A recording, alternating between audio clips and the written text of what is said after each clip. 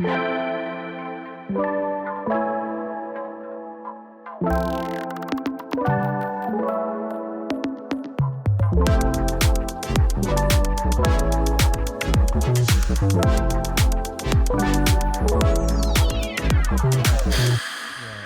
good.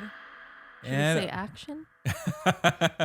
And all right, we're ready to go. So do you want to? Yeah, today we have Mike Brooklyn on the show. I've seen your name around the belly forums for a long time. Oh yeah, I go back to the Inside the Web forum days.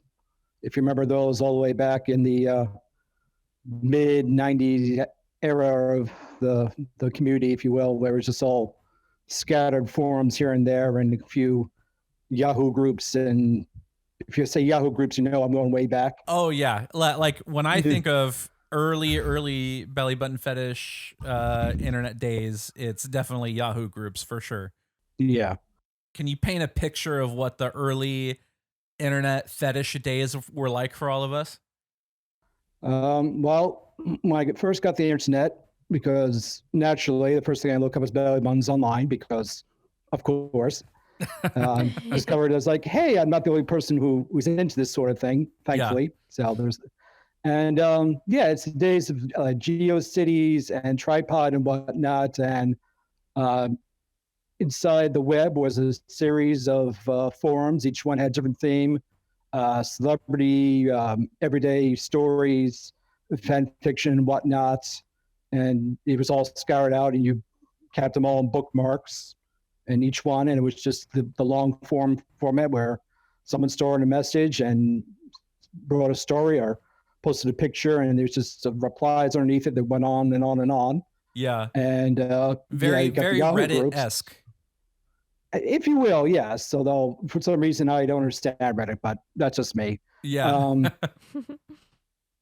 Like that. So, and Yahoo groups, there used to be like little groups in Yahoo at one point, and similar to what Facebook groups are, they were, you put messages, you posted area where it was all the media, be it the videos or the pictures. And again, they were scattered all around and broken down to subjects of celebrity, everyday piercings, any lovers, outie lovers, in every which way, instead of just all being in one place. So it was just the treasure chest of just finding one from another. And the big website, of course, was I think like the Naval Academy or something like that, where it was just all these links of like celebrity belly buttons, all stuff like that. Yeah. So that was like one of the main ones I went to almost back in the days where you only got content from a magazine,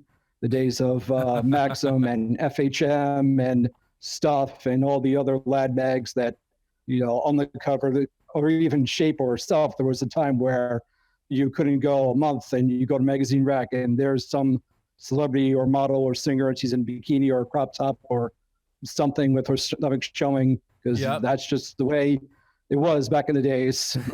Did you have a favorite type of magazine? Like, was there a magazine that you would seek out because it had like the best like belly button content, I guess, like unknowingly? Like, is there something that you liked most of all?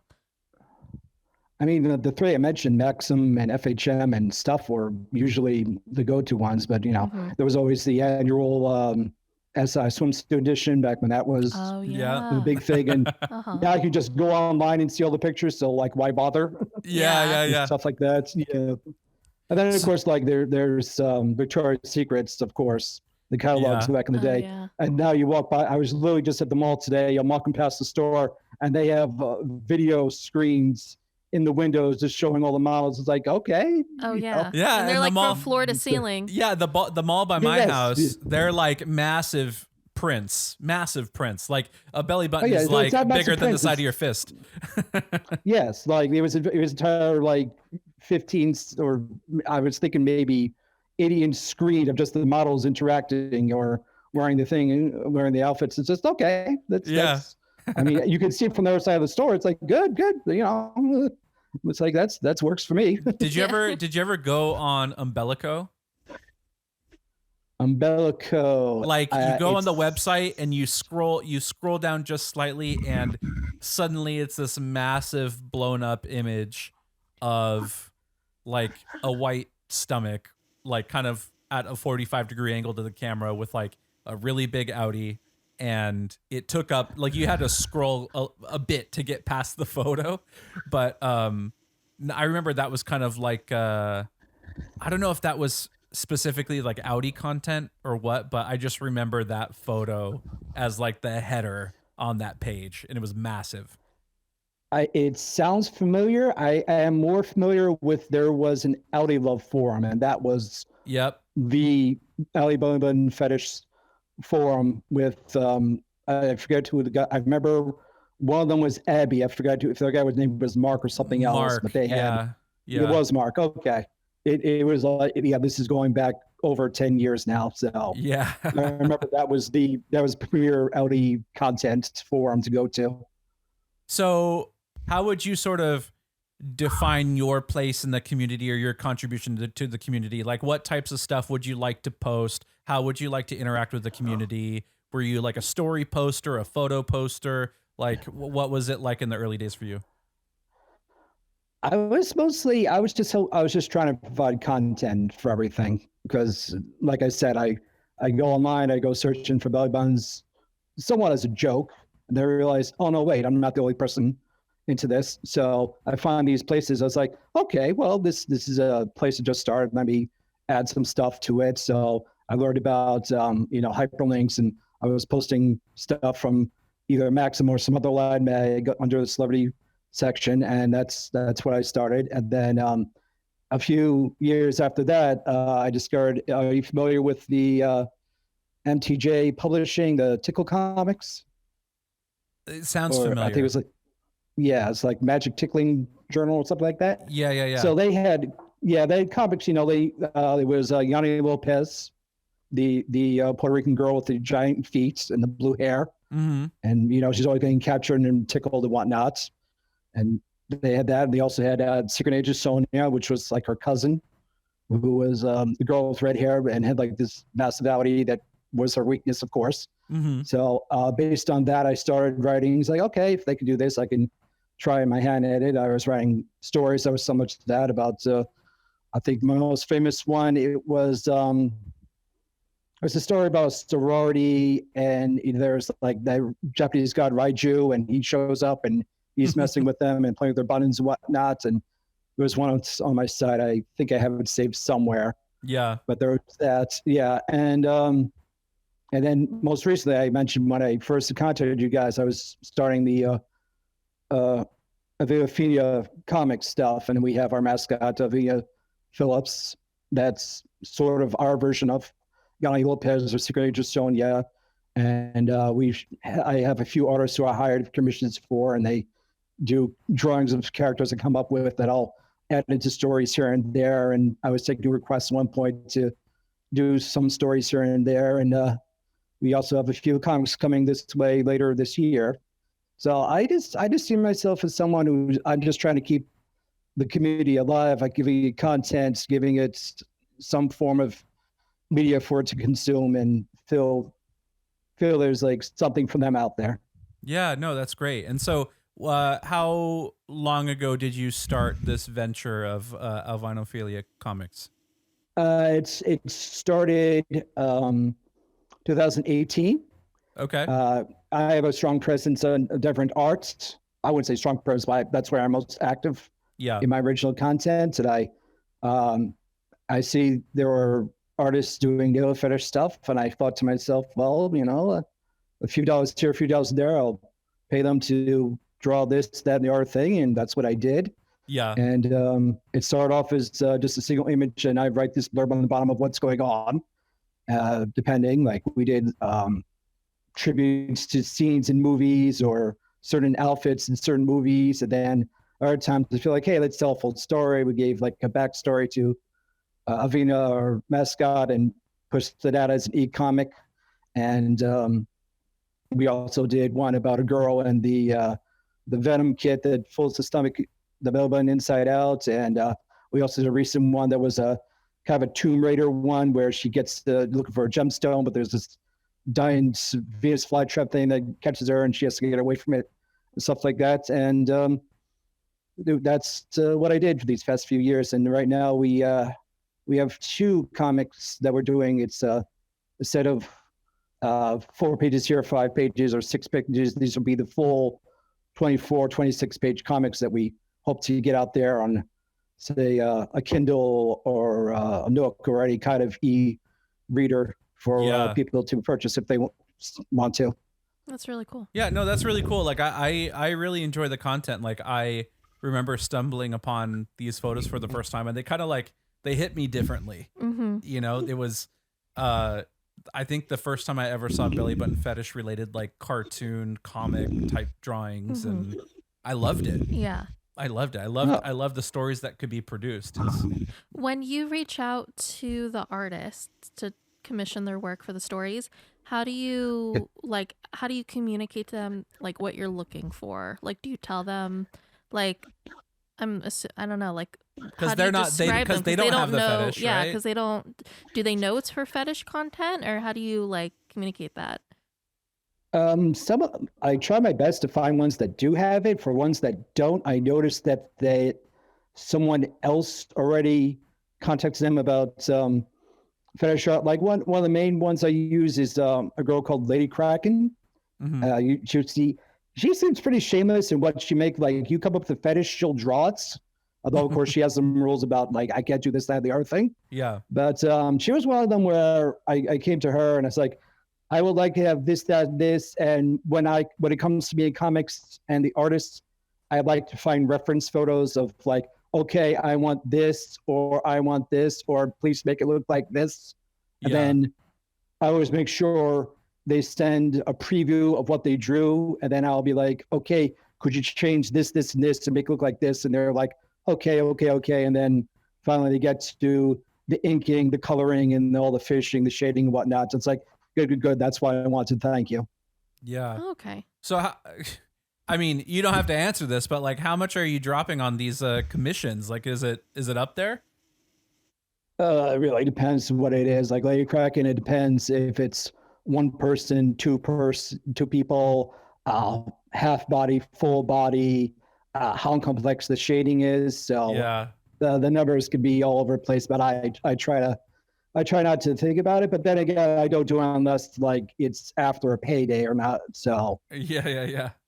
So there's never a time where you are producing this artwork yourself. I have trouble drawing stick figures, so yeah. if I drew something and one of my nephews who are both toddlers drew something and we showed it to you, they would say, "Good job." They'd be like, "No, that one's mine." They'd be like, "Oh." yeah, you wouldn't know any difference. Oh, that's hilarious. It's all like just skinny or fat stick figures and broccoli for trees and whatnot. Yeah. And the square and the triangle for a house. Yeah. So how do you feel the community reception has been to these comics? I got a lot of positive feedback. I mean, I can go a month without posting anything, but when I come back, there's still people liking the images, figuring the images, writing comments saying, "Oh, I love this and I love that," or people asking, "It's like, hey, can we have this?" Or, "Oh, I'm very interested. What's going to happen in this story, or what you got to do with it?" And it's pretty positive. I've never got anything like, "Oh, why did he draw this stuff? It's weird." Yeah. But then again, I put all like the hashtags and all the bookmarks that you find it that it's you're not going to stumble it by accident. If you're going to be looking for it, you're going to find it. You know. Yeah, exactly. So right. I'm curious, let's go back to the beginning, man. So tell me how this all started for you. Like go back to when you first started noticing belly buttons and, you know, what those first interactions with people were like, or those first times, you know, admitting to people, that you had a fetish was like. I mean, start from the very beginning. Okay. So the origin story. Okay, so I like to say, I know belly buttons since before I can say the word belly button. So it goes that far back. I don't know what really started it. Yeah. I'm on the East Coast, so originally we were our family was originally in Florida, so tropical hot beach area. So going to the beach was commonplace. Then we moved up to the Northeast, and we lived just a drive away from a water park. So seeing people in swimsuits was very common, and I don't know, I just gravitated to the belly button because it's just like the shapes and the details, and each one looks different, and each one's like a fingerprint of its own. Mm-hmm. So that's what drew me in. And I do recall, like, later on, once I discovered outies, I think it was, if you're familiar with the movie 10 million BC or something like that, or 10,000 it was BC. a movie with 10,000 BC. Yeah. The original one, not the one that from a few years back. Raquel Welch. Like every child, I love dinosaurs. So you got these stop motion dinosaurs to watch, but then you got Raquel Welch and this other cave woman. They're in for bikinis, and both of them have outies or in betweenies. And I'm like, ooh, those look interesting, because I didn't see one that stuck out like that. And those are the main ones that you're into. Those are the ones I gravitate to. I'm really about like how it looks and what the shape and like what the details of it is and stuff like that. And also later on in life, I know another one that really impacted me was Toni Braxton back in the day, around the early 90s. Yeah. And she showed her belly button, and it was like this just massive circular round ball like outie, and that was just mind blowing to me. And it was like, can it be popped like a balloon? Like what is this? And like I didn't know it could look like that. So it was like that. So then I discovered the internet and so on and so forth.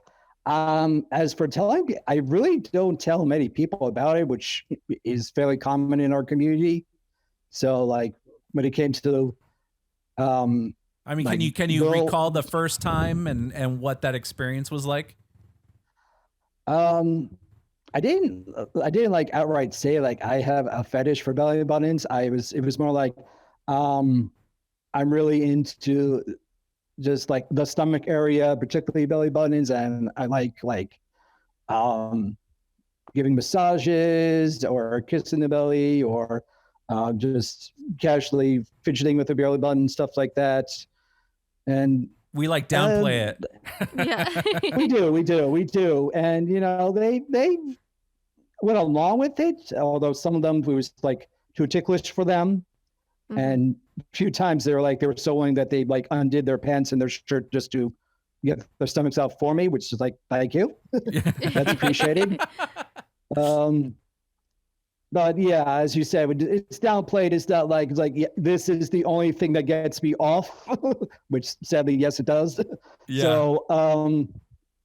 So yeah, I never really like said like, this is a very crucial part of my own being and like my whole existence. So this is really important to me. It's more like, it's like, hey, what are you into? It's like, well, I'm a stomach guy, so I like this, that, and the other thing. And and then they go along with it. So yeah, I know what you mean. I feel like for the first time ever, I am able to be like my true self, like around a significant other, like with Zoe, like or I should say with past girlfriends, I would never look up belly button content in front of them. I would not bring it up often. Now I'm kind of like in this part of my life where I'm like, I'm just going to kind of be the way I want to be. And, and like Zoe sees it. Like sometimes I'll be on my phone and, like, cause I obviously have different profiles, like one just for belly buttons and one like personal, and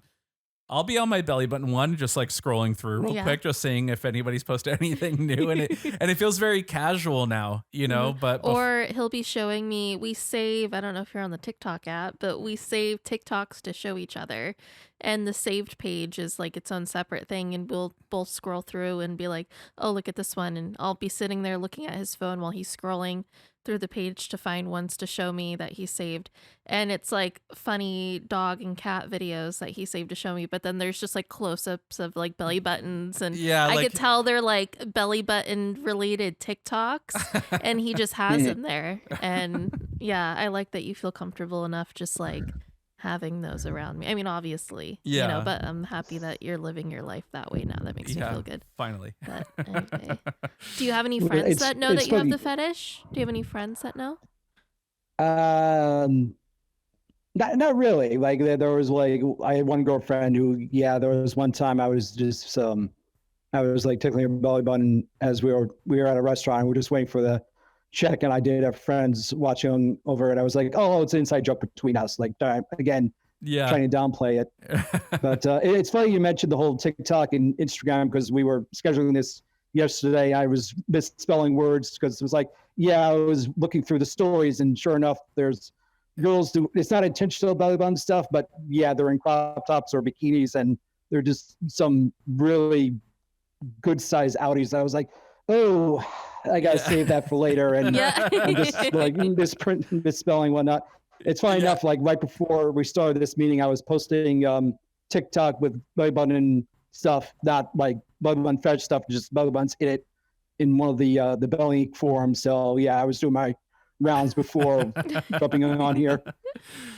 But yeah, no, TikTok is and Instagram, those are kind of like, I feel like those are maybe the two main places for ingesting this type of content. What do you guys search on TikTok to look for belly button stuff? Because I've never looked on TikTok for belly button. I stuff, type just in Instagram. I type in belly button with the space between the two words. I type in belly button without a space. I type in outie, but usually when you type in outie, it goes to for some reason it like thinks you're trying to spell like the car brand AUDI. Oh. So a ton of car content pops up. Oh. But Yeah, I did make sure it's outie, not outfit. yeah. Oh, sometimes it's hashtag outie, and it feels like outie button. It's like, I'll be specific. It's like, yes, I go with that, but usually outie has more finds, so I go with that one first. Yeah.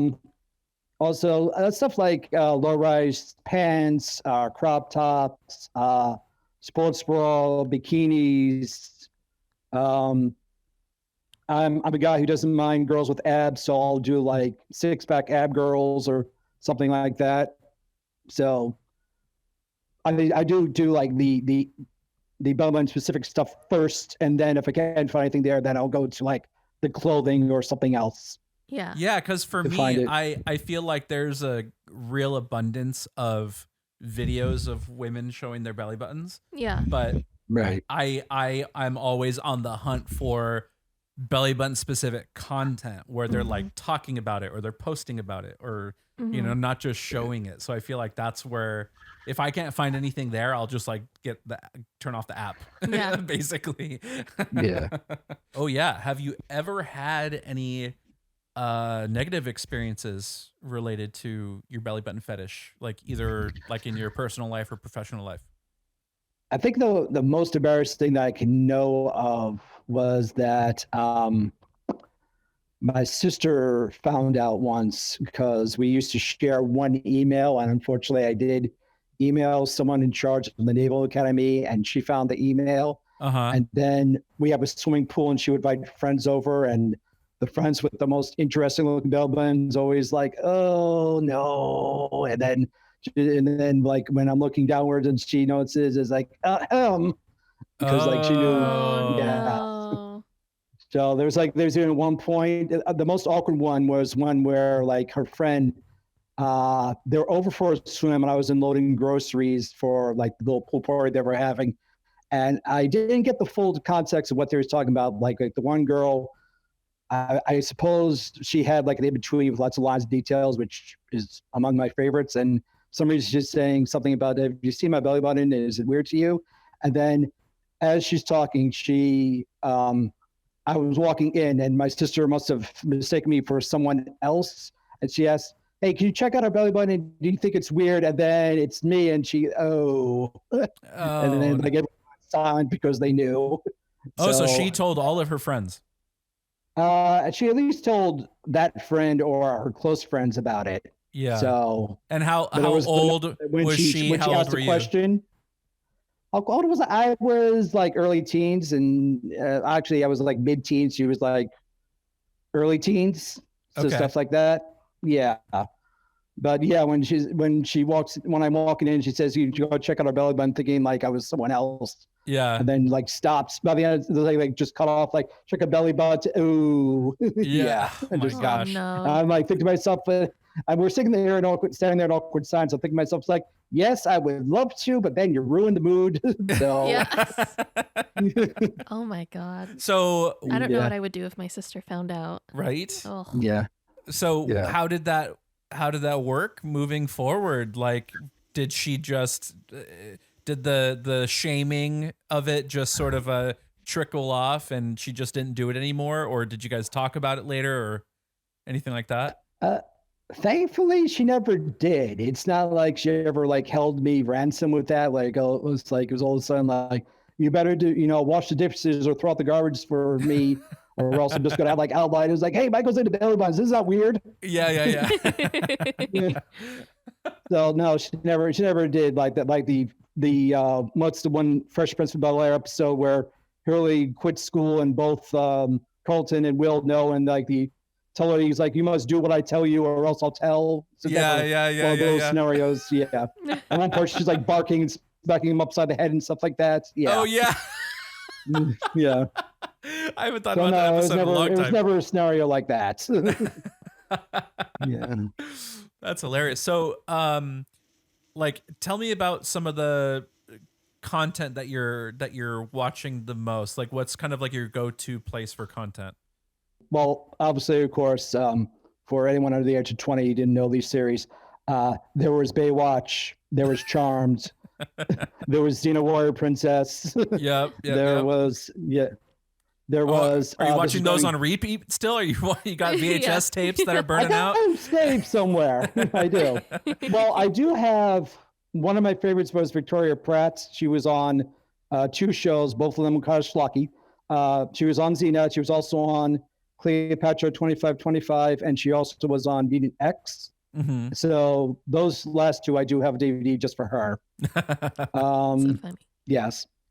I also had Witchblade because I remember Yancey Butler also had a pretty sizable outie, so I watched clips of that as well. And also, this is also dating myself, going way back, there was the show American Gladiators, Mm-hmm. where you had the female athletes in all the some of them were wearing like these like one-piece bathing suits with a circle cut out for the stomach and the abs. So that's probably also the reason why I don't mind women with abs either. It's like, hey, if it gets you to show your stomach off and your belly button, that's fine by me. So, and I'm also, I know a lot of people frown about pro wrestling, but yeah, that's also where I look, because they do have the women's matches, and 9 times out of 10, they're wrestling in some kind of sports bra or something close to an athletic bikini. So it's like, hey, okay, that's good. Sometimes like the cameraman gets that perfect close up, and sometimes they don't. But so what celebrities, which celebrities' belly buttons are you into the most nowadays? Number 1 would definitely have to be Emily Ratajkowski, I believe it's pronounced. Yeah, Ratajkowski. Mm-hmm. Yeah. Ratajkowski, yeah, something like that. She's explained it like that once. Yeah, she was just one. I just think she's gorgeous overall, just from head to toe, and she just has this very weird belly button that's got these folds, and there's like this bottom little dip at the bottom, and depending on if she sticks on the stomach or not, it looks larger or smaller than it usually is. Yeah. Definitely her. From wrestling, there's this one called Jade Cargill, who's a bodybuilder who I mean, she also does cosplay as like Storm and other characters, which I also like. So yeah, she's got the 6-pack abs. She has a little outie. She flexes. She like counts her abs during our matches, and sometimes the figure just happens to go on her outie. I'm like, thank you. And if I had to go number 3, I can't pronounce her name. She's on the Chilling Adventures of Sabrina the Witch. Oh, Oh. is she the main character? She's the main character. Yeah, she has- her does nickname is Keek. Yeah, her has an nickname outie. is Keeks or Kiki. Oh, I never noticed. Let Yeah. me see. I remember Yeah, being pretty she- surprised when I saw I'm hers. also looking all this up. That's why Yeah. I'm like, okay, Yeah, she's That's on fine, her that's phone right fine. now Yeah. checking it all out. what's her name? That's fine. I was hoping one of you would able to pronounce it. She recently won like Belly of the Year on Belly Inc. because like she was Really? just wearing. Oh yeah, she was wearing crop tops and bikinis and all kinds of Beverly outfits all of last year. Yeah. And just as recently as this weekend, she was at a party where she was dressed in a tube top, and it was like, okay, that's good. It's like girl knows what her best assets are, and she's showing them. That's filling her stomach. But Her name is That's, Kiernan Shipka. yes, that's the one. Yeah. Yeah, she does. I'm sure I've never noticed. Yeah, yeah. I'm sure as I was describing her, the people online shouting, "Her name is so and so, you idiot!" Yeah. But those are my top three now. And of course, back in the day, it was like Mita Savari and Katie Holmes. Yes, and, those are Emily McCord.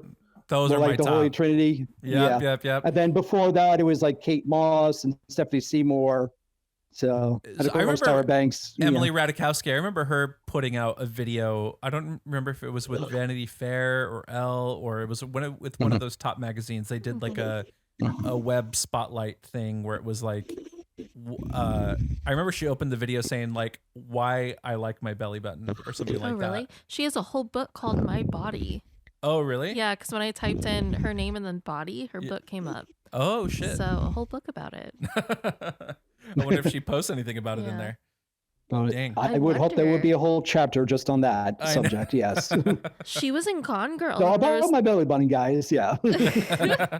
I remember She was in Gone she was in Girl. Gone Girl, and then there was an article that came out about her puffy nipples. Really? Yeah, she has puffy nipples, and everyone was like, "Oh my god!" Well, she was showing off her chest in that music video that The kind of like made her famous. Alan.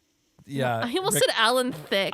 No, it is Alan Wrong. Thicke. No, it's his Well, son. it's his Ron- son, Rob- so you Rod- were close. Yeah, Oh, sorry. Robin Thicke. Robin Thicke. Yeah, There you I- go. Robin Robin Thicke Thicke. and Blurred Pharrell. lines, I've- yes. I've seen him at Disneyland. We both looked at each other. Oh yeah. Yeah. A little wink. No. I would hope not. I don't Yeah. know why I paused. Yeah. No, I was staring at him. We're walking by each other, and I was staring at him because I'm like, this guy looks so familiar, but I didn't think he was famous. I was just like, where do I know him from? And then as we like cross paths, like he like looks at me. He smiled, like Yeah. like he was looking at me. Yeah. Mm, anyway, So here's an interesting question. Mhm. Can you share any tips for people just starting to explore their fetish? Oh, gee. Okay. Well, the internet's always one place to start, just looking up personal stories, what people have done before and whatnot. I would just say just figure out which buns you're attracted to. And I would definitely say don't go after girls or guys just because you like the belly buttons, because that's, Did that's you make not that going to lead mistake? to much. Sometimes, yeah. there was like, I know. It's sad. It's like no, guys, you gotta like mesh together in other ways besides that. Yes. Yes. So, if you are lucky enough to find someone who's willing to do it, just baby steps. Start basic fingering, maybe some kissing, some tonguing. If you want to use tools or toys, just work your way up to that and see where it goes. Yeah, and see if you're what into advice it. would you have? Yeah, for bringing it up to a significant other. Like, what tips would you have for them? I always feel like if you're going to be intimate with someone, you should probably say what you're into right up front in the first place, instead of halfway into it you start doing something. It's like, whoa, what's going on there? What are you doing? So I feel like honesty is the best policy, and before you start anything, you should say, hey, I'm into A, B, C, or you're into that, or if you're into X, Y, Z, are you okay with that? And just maybe explain just a bit about why you're into that and whatnot, or what it does for you. and see where that goes from there. I say it's about communication, really. And I would modify that a little further and go as far to say there are some people who bring it up so early that the only reaction you're going to get from the other person, unless they are like super kink friendly, is that, okay, this guy's a weirdo. Weird. Yeah. You know, like I feel like there needs to be some foundation. Now you're in this place where you have these qualities that you really like about them, and you're not just so easily going to give them up because now they brought up this one kink that they're into. Yeah. Does that make sense? Yeah. Yeah. I'd be more willing to experiment with you. Yeah, because I don't know. I get the idea about, you know, getting it out there as soon as possible to just kind of weed out the people who aren't going to be into it. But I feel like there's a lot of people who like would entertain it and like, you know, give you the time of day to explore and experiment a little bit with them. If there was just that like little ounce of a foundation, like before you brought that up, you know, because I feel like it easily scares people away, especially when they don't know you. They're like, they don't know if like, okay, if this guy's a belly button fetish, what else crazy, what other crazy shit is he into? Yeah. You know? Yeah, at least that's the way I kind of see it. So what other stuff do you have going on in the future with your Alvinophilia comics? Like any big projects coming up? We have two main ones. One is Naval Commandos. It's a combination of public domain or open source characters and my own characters, sort of like an Avengers team up, and there'll be like a main villain that they have to fight that, of course, for whatever reason is interested in their belly buttons, perhaps maybe because he or she doesn't have one of their own and they're just curious or have some kind of diabolical plan that involves it. I really didn't think it through yet.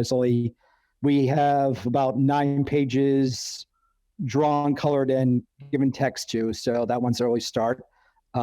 We also, the one in works, I don't know if you're familiar with the stories, the Voyages of Outiebyte, which was like a all-female bellied Star Trek or Firefly Serenity ragtag team. That's in our space and various belly button-centric adventures.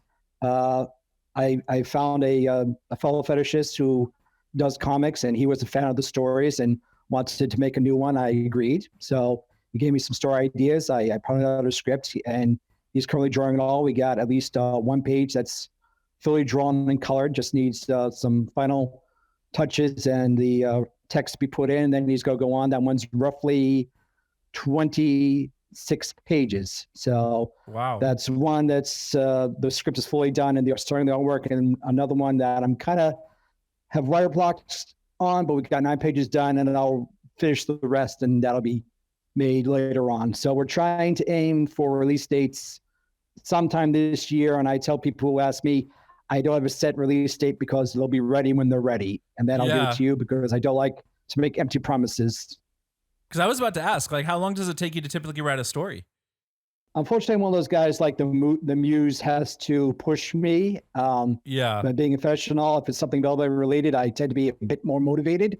Yeah. So, and also like I said, the one guy already had a story idea in mind. We were bouncing ideas back and forth. So that one's easier. Where in this one, the other one, Naval Commandos, I'm making the story up by myself. And like it started with like the big moment where all the characters are captured, and then there's the flashback of how they got into the situation. And now I'm at the point I've got a flashback to the main point of the story of what's going to happen next now that they're captured. And I didn't get to that part yet. So I got to work on that part and then move on from there and how they escape and the ending and all. Whereas the other one, the Words of Umphil, is totally written and he's just doing the artwork now. Wow, that's cool. So where can people find these comics if they want to purchase them? I was aiming on making them e-comics and putting them on like Amazon Kindle or the Nook or just some kind of e-reader, maybe a physical printing if that's possible, and they're welcome to buy it if they so choose to. I promise to keep it like $2 or $3 at the most, and which I think is a reasonable price. I know in our community we're not really super about buying stuff for anything more than $10 or so, unless it's something they really want. Yeah. So I promise to keep it $3 or less. Got it.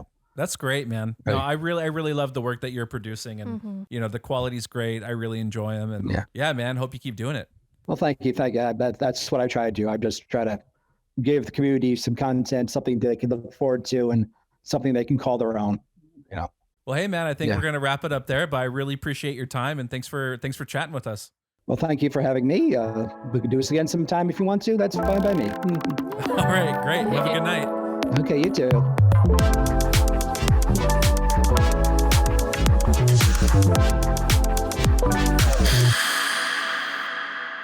All right, guys, so just a little update since the recording of this episode. The graphic novel, The Voyages of Omphale Hostile Territory, is out now on lulu.com. 26 pages, under $3. It's a great deal, and if you want to support more content creators within the belly button fetish community, this is a great way to do that. So if you have a moment, go ahead and check it out, and I promise you won't be disappointed. We'll see you guys in the next episode.